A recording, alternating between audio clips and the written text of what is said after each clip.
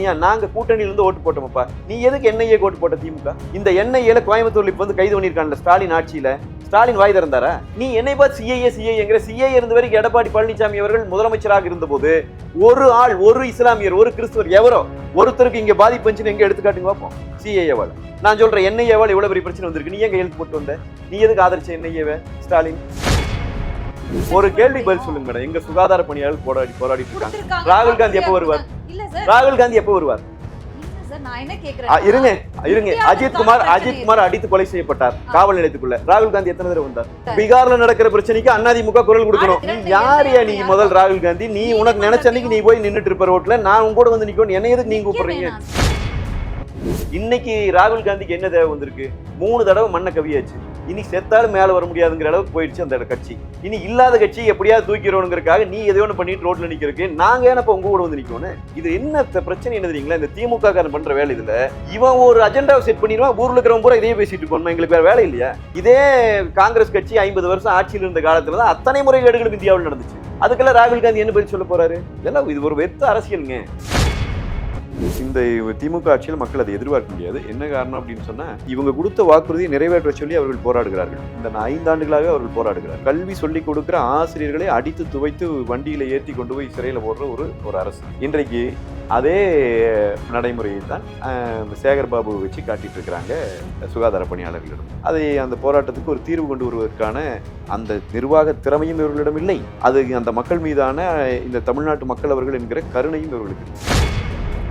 எந்த கட்சி இப்படி ஒரு தலைப்படுத்தி நான் பார்த்ததில்லை. சரிங்களா? ஓரணியில் எதுக்கு திரளணும்னு கேட்கல முதலமைச்சரே பேசுகிறார்.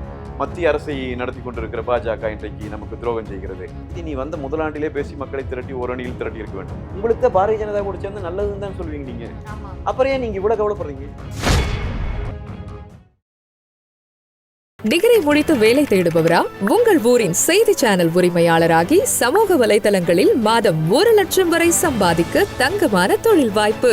ரூபாய் 3 லட்சம் மதிப்பிலான தொழில்நுட்ப உபகரணங்களுக்கு மட்டும் முதலீடு செய்து தமிழின் முதல் செய்தி சந்தையான கிங் 24x7 மல்டிஃபார்ம் டிவியில் சேனல் பார்ட்னராக இணைந்திடுங்கள். அறுவை சிகிச்சையில் கத்தி என்பது வரலாறு, ரோபோட்டிக் சர்ஜரி என்பது இன்றைய கூறு. தங்கம் புற்றுநோய் சிகிச்சை மையம் நாமக்கல் மற்றும் கான்பூர். நேயர்களுக்கு வணக்கம். நிகழ்ச்சியில் சிறப்பு விருந்தினராக அதிமுகவின் செய்தி தொடர்பாளரும் நமது அம்மா நாளிதழின் ஆசிரியருமான கல்யாண சுந்தரம் சார் இணைந்திருக்கிறார். பேசுகிறோம். வணக்கம் சார். எப்படி இருக்கீங்க? நல்லா இருக்கேன். நெடு நாட்கள் ஆயிடுச்சு. ஓகே. தாவேகா தலைவர் விஜய் இன்னைக்கு ஒரு அறிக்கை கொடுத்திருக்கார். வாகை சூடும் மாநாடு அப்படின்னு சொல்லிட்டு, நம்ம புதிய சக்தி கிடையாது, மற்றுமொரு சக்தி கிடையாது, தாவேகா முதன்மை சக்தியே தாவேகா தான். எதிர்கட்சின்னு கூட சொல்லலை சார், முதன்மை சக்தி அப்படின்னு சொல்றாங்க. ரொம்ப தீவிரமான நடவடிக்கைகள் எடுக்கிறாங்க. இதுக்கு முன்னாடி பாஜகவினுடைய மாநில தலைவராக அண்ணாமலை அவர்கள், முன்னாள் மாநில தலைவர்னு வச்சுக்கலாம், அவர் சொல்லி நாங்க தான் எதிர்கட்சியா செயல்படுறோம் அப்படின்னு பலமுறை சொல்லிட்டு இருந்திருக்காரு. இன்னைக்கு விஜய் அவர்கள் விடக்கூடிய அறிக்கையில எல்லாம் முதன்மை சக்தி நாங்க தான், தமிழகத்தின் முதன்மை சக்தி நாங்க தான் அப்படின்னு சொல்லிட்டு இருக்காரு. அதிமுகவுடைய செயல்பாடுகள் இப்படி இருக்கு. இது என்னங்க இது? அவங்க கட்சி அப்படிதான் சொல்லுவாங்க. அதுக்கு எங்க செயல்பாடுக்கு என்ன சம்பந்தம்? நாங்க எங்க செயல்பாடு எதிர்கட்சியாக அதிமுக, பிரதான எதிர்கட்சி அதிமுக தான். அதிமுகவின் செயல்பாடுகளை தொடர்ச்சியா நாங்களே இங்க பலமுறை பட்டியலிட்டோம். பல போராட்டங்களை மக்கள் மன்றத்திலே நாங்கள் எடுத்திருக்கிறோம். சட்டமன்றத்திற்குள்ளும் சட்டமன்றத்திற்கு வெளியேயும் மக்களுக்காக போராடி இருக்கிறோம். இன்றைக்கும் எங்கள் பொதுச் செயலாளர் ஒரு மிகப்பெரிய நாடு தழுவிய பயணத்தை ஒன்றை மேற்கொண்டு இன்றைக்கு இருக்கிற இந்த அரசாங்கத்தினுடைய மோசடி நடவடிக்கைகளை மக்கள் மன்றத்தில் இன்னைக்கு எல்லாம் எடுத்து வச்சிட்டு இருக்காரு. அதே போல் நாங்கள் செய்த சாதனைகள் குறித்து பேசிக்கொண்டிருக்கிறார். இதை தாண்டி களத்திலே அண்ணா திராவிட முன்னேற்ற கழகம் மக்கள் பணி என்று என்றைக்கும் நாங்கள் அதில் சோர்ந்து போனதில்லை. தேர்தல் வந்தா செய்கிற வேலை அதிமுக இல்லை, என்றைக்குமே செய்து கொண்டிருக்கிறோம். அது தொடர்ந்து கொண்டிருக்கிறது. எனவே திரு விஜய் அவர்கள் பேசுகிறார், அது அவருடைய கட்சி குறித்து அவர் அப்படித்தான் பேச வேண்டும், சரியா தான் பேசுகிறார். இது சுற்றுப்பயணமா பிரச்சாரமான்றதே டவுட்டா இருக்கு. ஏன்னா அங்க போய் நேற்றுக்கு தெலுங்குல பேசுறாரு. ஏன் தமிழை விட்டு தெலுங்குக்கு போறாரு? சுற்றுப்பயணம் மாதிரி கன்வெர்ட் பண்ணப்பட்டிருக்கா, இல்ல இது பிரச்சாரமா எடுக்கிறாங்களா? இன்னும் 8 மாதம் இருக்கு, இப்பயே இறங்கிட்டாங்களே, என்ன திட்டம் வச்சிருக்கிறாங்க? தெலுங்குல பேசுறாங்களா மலையாளத்துல பேசுறாங்களான்னு இல்லைங்க. மொழிவழி சிறுபான்மை மக்கள் அதிகமாக இருக்கிற இடத்தில் அவர்கள் மொழியிலே பேசி தொடங்குகிறார். அதெல்லாம் ஒரு சின்ன கூறு, ஒரு பயணத்திலே ஒரு பேசும்போது ஒரு சின்ன கூறு. அதெல்லாம் எல்லா தலைவர்களும் செய்கிறது தான்.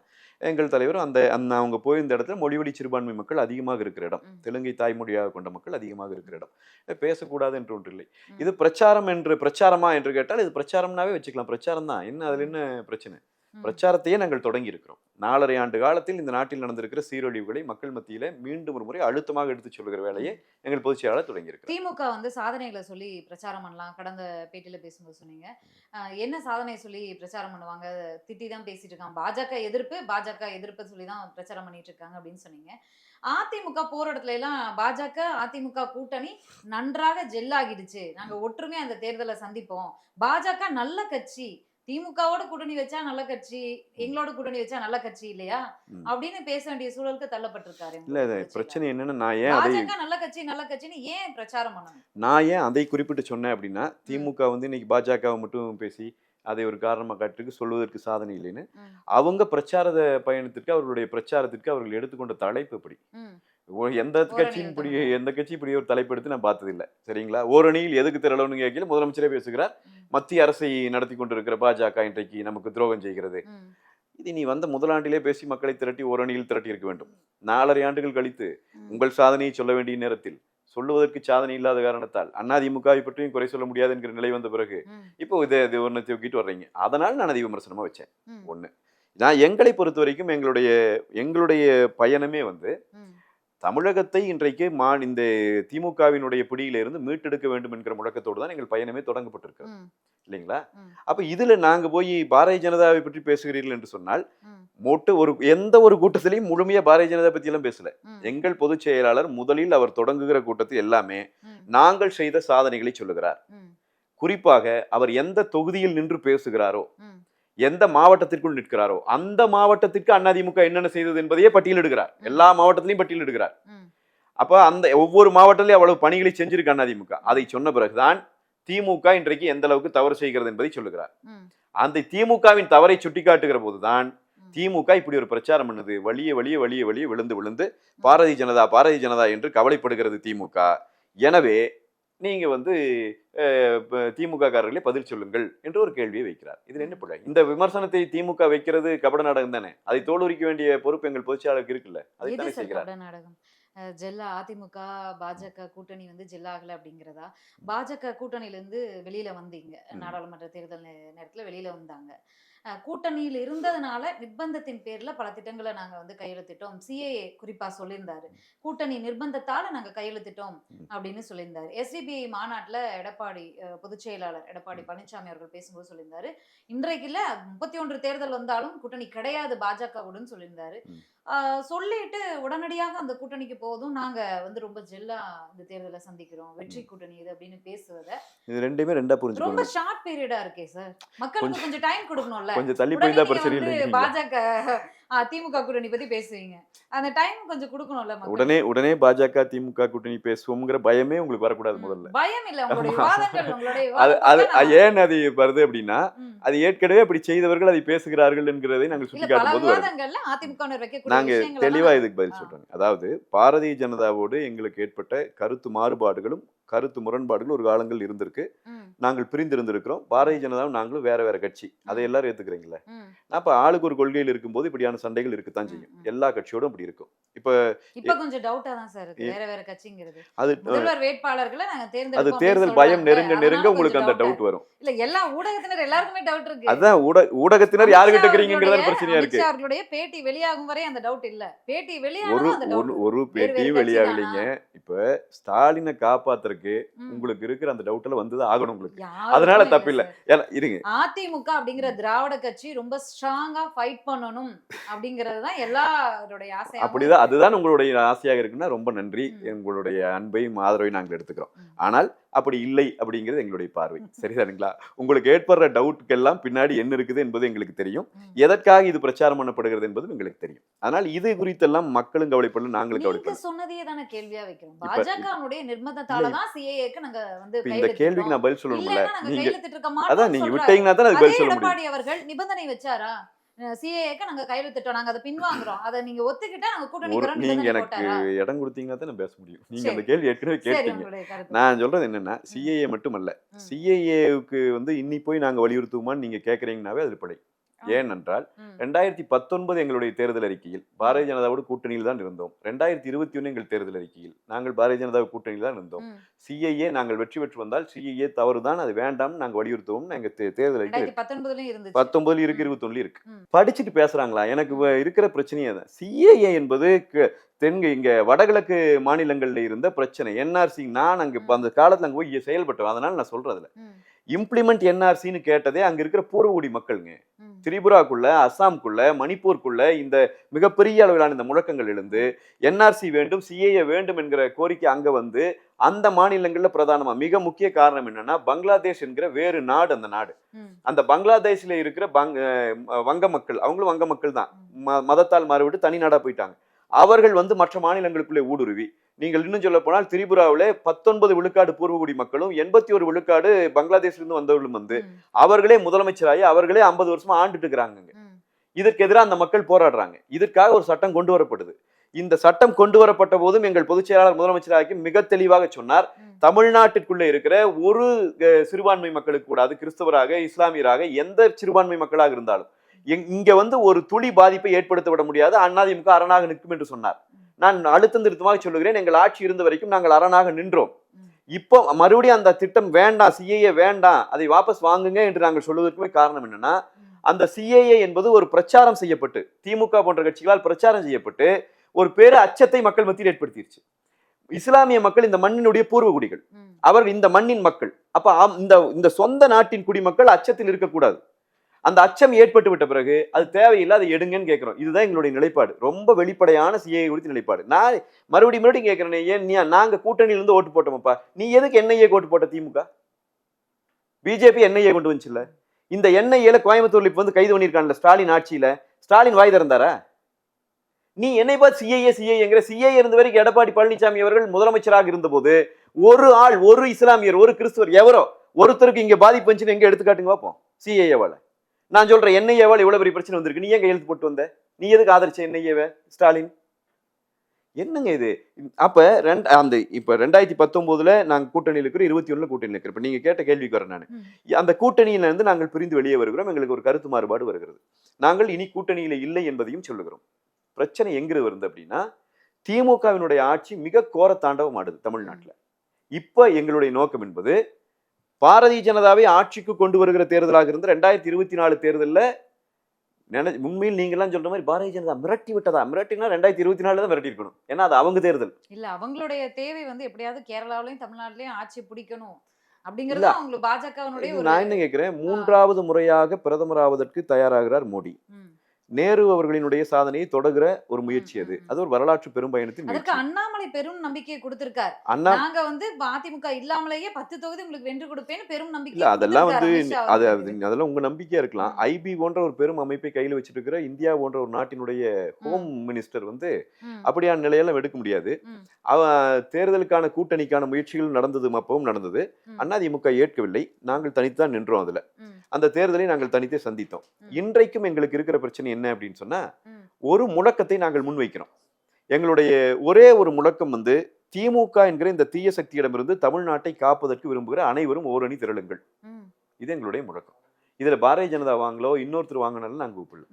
ஒரு நோக்கத்தை வைக்கிறோம். இந்த நோக்கத்திற்கு உட்பட்டு வருகிறவர்களாக பாரதிய ஜனதாவை பொறுத்த வரைக்கும் திமுக இந்த நாட்டை நாசம் செய்கிறது என்கிறதை அவர்கள் தெளிவாக புரிந்து கொண்டிருந்த காரணத்தால் திமுக ஓரணியில் வாங்கன்னு கூப்பிட. எங்க கூட்டணி கூப்பிடுறதும் தமிழ்நாட்டுல மக்களை கூப்பிடுறது ஒண்ணாங்க. என்னங்க இது ஆசிக்குது? எனக்கு ஒண்ணுமே புரியல. அவங்க உறுப்பினர்களா கூப்பிடுறாங்க மக்களை. நாங்க கூட்டணிக்கு கூப்பிடுறோம், புரியுதுங்களா? கூட்டணிக்கு எங்களுடைய நோக்கம் என்ன? 2026 தேர்தலை பொறுத்தவரைக்கும் ஒரு நோக்கத்தில் நம்ம இணையில. ஆளுக்கு ஒரு கொள்கை இருக்கு, வேறு வேறு கொள்கைகள் இருக்கு. ஆனால் ஒரு நோக்கத்தில் நம்ம ஒன்றுபடலாம் என்று அழைப்பு கொடுத்தோம். பாரதிய ஜனதா கூட்டணி அமைந்திருக்கிறது, நகர்றோம். இதுல இருங்க, இதுல என்ன இப்ப திமுகவுக்கு சிக்கல்? பாரதிய ஜனதா கூட சரி இப்ப நாங்க கூட்டணி இல்லைன்னு கூட்டணிக்கு வந்திருக்கிறோம். நாங்க கூட்டணியான நோக்கத்தை தெளிவா சொல்லிட்டோம். உங்களை தொலைக்கிறதா நோக்கம்ட்டோம். உங்களுக்கு தான் பாரதிய ஜனதா கூட சேர்ந்து நல்லதுன்னு தான் சொல்லுவீங்க நீங்க. அப்புறம் ஏன் நீங்க இவ்வளவு கவலைப்படுறீங்க? இப்பயும் முதல்வர் இடையில ஒரு நாள் ஏதோ ஒரு நிகழ்ச்சியில பேசும்போது கூட சொன்னாரு, வெற்றி வந்து இலகுவாயிடுச்சு அப்படின்னு சொல்லி உங்க கூட்டணி அப்புறம் ஏன்னு சந்தோஷமா இருங்க, ஏன் அப்புறம் என்னத்துக்கு இப்படி பதறீங்க? சந்தோஷமா தான் அப்புறம் எதுக்கு தினம்தோறும் ஐயோ பாரதிய ஜனதாவோடு சேர்ந்து கொண்டாடி பாரதிய ஜனதா உங்களுக்கு வெற்றி உறுதினா பேசாம இருக்க வேண்டியது. தமிழக மக்கள் விரும்பாத கூட்டணி அது அப்படின்னு சொல்லி முதல்வர் சொல்றாரு. அது முதலமைச்சருக்கு யார் சொன்னா? முதலமைச்சர் போய் கேட்டு மக்களுடைய வந்தாரா? மனங்களை அறிஞ்சவரா இருக்கு. ஒரே எதிர்க்கட்சி தலைவராக அவர் இங்க இருக்கிற நாங்க எங்கள் செயல்பாட்டை செய்கிற போது ஒரு முதலமைச்சர் நேர்மையாக எங்கள் கேள்விக்கு பதில் சொல்வதை விட்டுவிட்டு சரி. நாங்கள் யாருக்கு கூட்டணி வைக்கிறோம், யாரோடு பேசுகிறோம், இதெல்லாம் முதலமைச்சர் ஓகே, பல விஷயங்கள் இருக்கு. ஆனா காலம் கருதி தூய்மை பணியாளர்களுடைய கிட்டத்தட்ட 10 நாட்களை கடந்து போராட்டம் நடத்திக்கிட்டு இருக்காங்க. தனியாரிடம் ஒப்படைக்காதீங்க, கோரிக்கைகளை நிறைவேற்றுங்க அப்படின்னு சொல்லி. அதிமுக ஆட்சிக்கு வந்தா நிறைவேற்றப்படும் அப்படின்னு எதிர்க்கட்சி தலைவர்லாம் பேசியிருக்காங்க. உங்களுடைய பார்வை? கட்டாயம் நிறைவேற்றப்படும். இந்த இந்த திமுக ஆட்சியில் மக்கள் அதை எதிர்பார்க்க முடியாது. என்ன காரணம் அப்படின்னு சொன்னா, ஏற்கனவே ஆசிரியர்களில் பகுதி நேர ஆசிரியர்களை வந்து நாங்கள் வந்தோம்னா நிரந்தர பணியாளர் ஆக்குவோம் என்கிற ஒரு வாக்குறுதியை கொடுத்தாங்க. அந்த வாக்குறுதிக்கு இவங்க கொடுத்த வாக்குறுதியை நிறைவேற்ற சொல்லி அவர்கள் போராடுகிறார்கள். இந்த 5 ஆண்டுகளாகவே அவர்கள் போராடுகிறார்கள். அந்த போராட்டம் செய்கிறவர்களை குண்டுக்கட்டாக தூக்கிட்டு போய் கல்வி சொல்லிக் கொடுக்கிற ஆசிரியர்களை அடித்து துவைத்து வண்டியில ஏற்றி கொண்டு போய் சிறையில் போடுற ஒரு அரசு. இவர்கள் கொடுத்த வாக்குறுதியை நிறைவேற்ற சொல்லி விவசாயிகள் போராடுகிறார்கள். விவசாயிகள் மேல குண்டாஸ் போட்ட ஒரு அரசு. பின்வாங்கினாங்க. பின் வாங்குறது பெண் வாங்குறதுக்காக, அது பெண் பண்ற வேலை. நான் அதை சொல்லவில்லை. குண்டாஸ் போட்டார்களா இல்லையா? இன்றைக்கு அதே நடைமுறையை தான் சேகர்பாபு வச்சு காட்டிட்டு இருக்கிறாங்க சுகாதார பணியாளர்களிடம். எனவே இவர்களுடைய ஆட்சி காலத்தில் இதை எதிர்பார்க்கவே முடியாது. மக்கள் அந்த போராட்டம் தொடர்கிற பட்சத்திலே இவர்கள் வந்து அந்த போராட்டத்தை நசுக்குவதற்கான முயற்சியை தான் இவர்கள் அதிகப்படுத்தி கொண்டிருக்கிறார்களே ஒழிய அதை அந்த போராட்டத்துக்கு ஒரு தீர்வு கொண்டு வருவதற்கான அந்த நிர்வாக திறமையும் இவர்களிடம் இல்லை. அது அந்த மக்கள் மீதான இந்த தமிழ்நாட்டு மக்கள் அவர்கள் என்கிற கருணையும் இவர்களுக்கு இல்லை. எனவே எதிர்பார்க்க முடியாது. கடைசியா ராகுல் காந்தி அவர்கள் ஒரு மிக பெரும் 2 வீடியோக்களை வெளியிட்டிருந்தாரு. வாக்கு திருட்டு நடைபெற்றிருக்கிறது அப்படின்னு பல்வேறு ஆதாரங்களை கிட்டத்தட்ட 6 மாதமாக திரட்டி வெளிப்படுத்தியிருக்கார் ஒரு எதிர்க்கட்சி தலைவராக. ஆனா அதிமுக தரப்புல இருந்து இவ்வளவு பெரிய பிரச்சாரங்கள் போகுது. தேர்தல் ஆணையத்தை முற்றுகையிட முயல்றாங்க எம்பிக்கள் அனைவருமே. மக்கள் பிரதிநிதிகளாக தான் அவங்க அந்த விஷயத்த பேசுறாங்க. ஆனா அதிமுக தரப்புல இருந்து பதில் என்ன? நாங்க ஏங்க பதில் சொல்லணும்? இது என்ன வம்பா இருக்கு? நாங்க என்ன பதில் சொல்லணும் இதுக்கு? தேர்தல் ஆணையம் ஜனநாயகப்படி வெளிப்படைத்தன்மையோடு நடைபெற்றணும் அப்படிங்கிறது என்றைக்கும் நாங்கள் வலியுறுத்துகிறோம். என்றைக்கும் நாங்கள் வலியுறுத்துகிறோம். என்ன இப்ப கூட ஒரு கருத்தா பதிவு பண்ணாங்க. குற்றச்சாட்டுகள் வைக்கப்பட்டிருக்கு. பாஜக மேல ராகுல் காந்தி தேர்தல் ஆணையம் மீது வைக்கப்பட்டிருக்கு. ராகுல் காந்தி என்ன அதுல எமர்ஜென்சில இருந்தாலும் பரவாயில்ல, மார்ச்சுரிக்கு போயிட்டு காங்கிரஸ் கட்சியை காப்பாத்துறதுக்கு போராடிட்டு இருக்கிறார். அவருக்கு போய் சப்போர்ட் பண்றது அதிமுக எந்த ஸ்டேஜ்ல இருக்கு அப்படின்னு பார்க்கணும். அது நீங்க பாத்துக்கோங்க, உங்க விருப்பது. என்ன அவருக்கு போய் சப்போர்ட் பண்றது நாங்க இல்ல. புரியுதுங்களா? எங்களுக்கு தேவை அது இல்ல. சப்போர்ட் பண்ண வேணாம் சார். வெச்சிருக்கக்கூடிய குற்றச்சாட்டு தேர்தல் ஆணையம் மீது வெச்சிருக்காங்க. இவ்வளவு ஃபேக்கா வந்து எங்க சுகாதார பணியாளர்கள் போராடிட்டு இருக்காங்க. எங்க சுகாதார ஜனநாயகம் வேணுமா வேண்டாம்? எதையாவது பேசாதீங்க. சுகாதார பணியாளர் எங்க ஒரு கேள்வி பதில் சொல்லுங்க மேடம். எங்க சுகாதார பணியாளர்கள் போராடிட்டு இருக்காங்க. ராகுல் காந்தி எப்ப வருவார்? இல்ல சார், ராகுல் காந்தி எப்ப வருவார்? இல்ல சார், நான் என்ன கேக்குறேன், இருங்க. அஜித் குமார் அடித்து கொலை செய்யப்பட்டார் காவல் நிலையத்துக்குள்ள. ராகுல் காந்தி எத்தனை தடவை வந்தார்? இங்க இருக்க அப்ப வரமாட்டாரா ராகுல் காந்தி? இது ஒரு கேள்வியா? முதல்ல நீ இருங்க. இந்தியாவுக்கான பீகார்ல நடக்கிற பிரச்சனைக்கு அதிமுக குரல் கொடுக்கணும். எங்க தேர்தல் நடந்தாலும் அதை நடைமுறைப்படுத்துவோம் அப்படின்னு அதிமுக தேர்தல் ஆணையம் அப்படி இல்லைன்னு சொல்ல. தேர்தல் ஆணையம் சொன்னது தேர்தல் ஆணையம் வாக்காளர்களை வந்து முறைப்படுத்துறோம் சொல்லி நாங்க நடைமுறைப்படுத்துவோம்ன்றாங்க. அந்த வாக்காளர் சிறப்பு பட்டியல் திருத்த வந்து அடுத்தடுத்த தேர்தலை நாங்க நடைமுறைப்படுத்துவோம்ன்றாங்க. ஏங்க இது 1952 இருந்து இருக்குதுங்க வேட்பாளர்களை வந்து. இல்ல சார், நான் என்ன சொல்றேன், ஒரு தேர்தல் ஆணையம் நோக்கி உச்சபட்ச அதிகாரம் பெற்ற நீ முதல் ராகுல் காந்தி, நீ உனக்கு நினைச்ச அன்னைக்கு நீ போய் நின்னுட்டு இருப்ப ரோட்ல, நான் உங்க கூட வந்து நிக்கணும். என்ன எதுக்கு நீங்க கூப்பிடுறீங்க சார்? அத பற்றின உங்களுடைய பார்வை? தேர்தல் ஆணையம் ஃபேக்கான வாக்காளர்கள் பட்டியலை கொடுத்திருக்கு அப்படின்னு சொல்லிருக்காங்க. ஆதாரத்தை கொடுத்திருக்காங்க. என்ன ஆதாரம்? கொண்டு போய் கோர்ட்ல கூட நிறுத்து பாப்போம். அப்பா பேரோ 000 னு ஓட்டு போடுறவங்க பாத்துர்க்கீங்களா? இங்க 4 ரூம்ல 80 பேர் வசிக்க. நீங்க பேசிட்டு இருங்க மேடம், நான் வேணா போயிட்டு 2 நாள் கழிச்சு வரேன். இல்ல இவ்ளோ குற்றச்சாட்டுகள் இருக்கே, ஒரு கேள்வி முடிங்க மேடம். நீங்க என்ன கேள்வி? இதான் கேள்வியா? ஆமா. இந்த தேர்தல்ல வந்து யாரெல்லாம் வாக்களிக்கிறார்களோ அந்த வாக்காளர்களினுடைய அதை சீர்திருத்தம் என்பது காலகாலமாக நடந்து கொண்டிருக்கிற பணி. இதே தமிழ்நாட்டுல போன தேர்தல்ல ஏராளமான வாக்காளர்களின் பெயரை நீக்கி பல தில்லுமுள்ளு வேலைகளை இதே அரசு செஞ்சது. இதே இங்க இருக்கிற தமிழ்நாட்டுல உள்ளாட்சி தேர்தல் நடந்த போது, உள்ளாட்சி தேர்தல் இங்க இந்த மாநில தேர்தல் ஆணையம் நடத்தின போது இதே ஸ்டாலின் தலைமையிலான அரசு தான் அத்தனை முறைகேடுகளை செஞ்சது. எல்லாம் நடந்தது. இதையெல்லாம் எதிர்த்து நாமளும் போராடுறோம். இன்னைக்கு ராகுல் காந்திக்கு என்ன தேவை வந்திருக்கு? 3 தடவை மண்ணை கவியாச்சு. இனி செத்தாலும் மேல வர முடியாதுங்கிற அளவுக்கு போயிடுச்சு அந்த கட்சி. இனி இல்லாத கட்சி எப்படியாவது தூக்கிறோங்கிறதுக்காக நீ எதையோ ஒன்று பண்ணிட்டு ரோட்ல நிக்கிறதுக்கு நாங்க ஏன்னப்ப உங்க கூட வந்து நிக்கணும்? எங்களுக்கு என்ன தலையெழுத்து? நான் என்ன சொல்றேன், தேர்தல் ஆணையம் நியாயமாக நேர்மையாக செயல்பட வேண்டும் என்கிற சிந்தனை அதிமுகவுக்கு என்றைக்கும் உண்டு. இது என்ன பிரச்சனை என்ன தெரியுங்களா? இந்த திமுக காரன் பண்ற வேலை இதுல, இவன் ஒரு அஜெண்டாவை செட் பண்ணிடுவான், ஊர்ல இருக்கிறவங்க பூரா இதையே பேசிட்டு இருக்கணும். எங்களுக்கு வேற வேலை இல்லையா? தேர்தல் ஆணையம் பிழை செய்கிறது என்று சொன்னால் முதல் வேலையாக அண்ணா திராவிட முன்னேற்ற கழகம் தட்டி கேட்கும், சரி செய்ய சொல்லி வழிகாட்டும். இது காலம் முழுக்க நாங்க செஞ்சிருக்கிறோம். உங்க பிரகாரம் வந்து செய்ய வேண்டிய அவசியம் இல்லை. நீ கடல்ல இறக்கி விட்டுட்டு போயிருவேன். இதே காங்கிரஸ் கட்சி 50 வருஷம் ஆட்சியில் இருந்த காலத்துல தான் அத்தனை முறைகேடுகளும் இந்தியாவில் நடந்துச்சு. அதுக்கெல்லாம் ராகுல் காந்தி என்ன பதில் சொல்ல போறாரு? இதெல்லாம் இது ஒரு வெத்த அரசியலுங்க, வெத்த அரசியல். இது நாட்டில் இன்றைக்கு நடந்து கொண்டிருக்கிற ஏராளமான பிரச்சனைகளை திசை மாற்றுவதற்கு இவர்கள் ஆடிக்கொண்டிருக்கிற நாடகத்தின் ஒரு பகுதி அது. இதுக்கு போய் நாங்க என்ன போய் கருத்து சொல்ல வேண்டியிருக்கு? நாங்க என்ன பார்க்கிறீங்க? தமிழ்நாட்டை பொறுத்த வரைக்கும், இந்தியாவை பொறுத்த வரைக்கும் ஒரு நாடாளுமன்ற தேர்தல் நாளை நடைபெற இருக்கிறது என்றாலும் சரி, தமிழ்நாட்டில் ஒரு சட்டமன்ற தேர்தல் நடைபெறுகிறது, இதுல முறைகேடுகளுக்கு எந்த விதமான வாய்ப்பும் அளிக்கக்கூடாது என்பதிலும், முறைகேடுகள் நடக்கும் என்று சொன்னால் அதை எதிர்த்து முதலாளாக நிற்பதில் அதிமுக நின்றிருக்கிறது, நிற்கும். ராகுல் காந்தியினுடைய அரசியலுக்கெல்லாம் நாங்க பலியாயிட்டு இருக்க முடியாது. அது ஸ்டாலின் அந்த வேலையை பண்ணிட்டு இருப்பார். அதுக்கு நாங்க எதுக்கு இருக்கணும்? நன்றி சார், நன்றி. உங்களுடைய நேரத்துக்கும் கருத்துக்களுக்கும் மிக்க நன்றி. டிகிரி முடித்து வேலை தேடுபவரா? உங்கள் ஊரின் செய்தி சேனல் உரிமையாளராகி சமூக வலைதளங்களில் மாதம் 1 லட்சம் வரை சம்பாதிக்க தங்கமான தொழில் வாய்ப்பு. ரூபாய் 3 லட்சம் மதிப்பிலான தொழில்நுட்ப உபகரணங்களுக்கு மட்டும் முதலீடு செய்து தமிழின் முதல் செய்தி சந்தையான கிங் 24x7 மல்டிஃபார்ம் டிவியில் சேனல் பார்ட்னராக இணைந்திடுங்கள். அறுவை சிகிச்சையில் கத்தை என்பது வரலாறு, ரோபோட்டிக் சர்ஜரி என்பது இன்றைய கூறு. தங்கம் புற்றுநோய் சிகிச்சை மையம், நாமக்கல் மற்றும் கான்பூர்.